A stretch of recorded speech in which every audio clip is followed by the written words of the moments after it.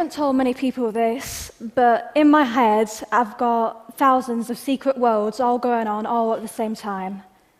I'm also autistic. People tend to diagnose autism with really specific checkbox descriptions, but in reality, there's a whole variation as to what we're like. For instance, my little brother, he's very severely autistic. He's nonverbal, he can't talk at all, but I love to talk. People often associate autism with liking maths and science and nothing else, but I know so many autistic people who love being creative. But that is a stereotype, as the stereotypes for things are often, if not always, wrong. For instance, a lot of people who think autism and think Rain Man immediately. That's the common belief that every single autistic person is Dustin Hoffman, and that's not true.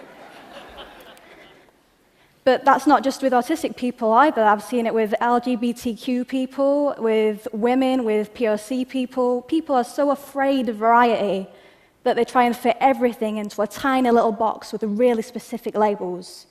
Like, this is something that actually happened to me in real life. I Googled autistic people are, and it comes up with suggestions as to what you're going to type. I Googled autistic people are, and the top result was demons. That is the first thing that people think when they think autism. They know.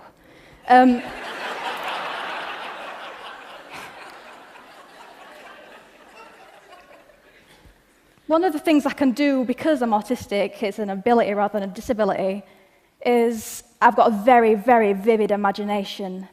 Let me explain it to you a bit. It's like I'm walking into worlds most of the time. There's the real world, the world that we all share, and there's the world in my mind. And the world in my mind is often so much more real than the real world.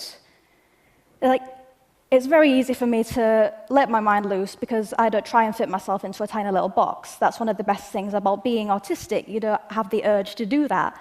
You find what you want to do, you find a way to do it, and you get on with it.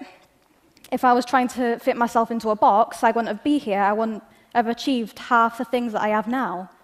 There are problems, though. There are problems with being autistic, and there are problems with having too much imagination.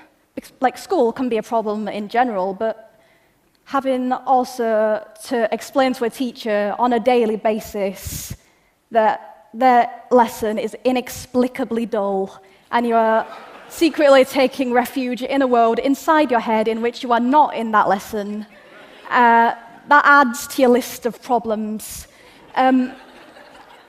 Also, when my imagination takes hold, my body takes on a life of its own. When something very exciting happens in my inner world, I've just got to run, I've got to rock backwards and forwards, or sometimes scream.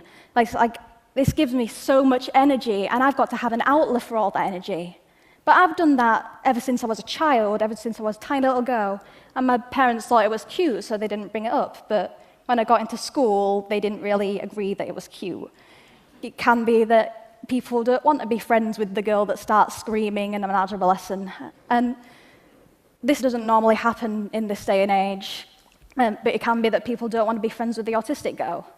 It can be that people don't want to associate with anyone who or can't fit themselves into a box that's labelled normal. But that's fine with me, because it sorts the wheat from the chaff, and I can find which people are genuine and true, and I can pick these people as my friends. But if you think about it, what is normal?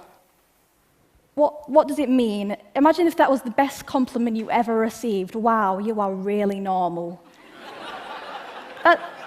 Compliments are, you are extraordinary, or you step outside the box, you're amazing. So if people want to be these things, why are so many people striving to be normal? Why are people pouring their brilliant individual light into a mold?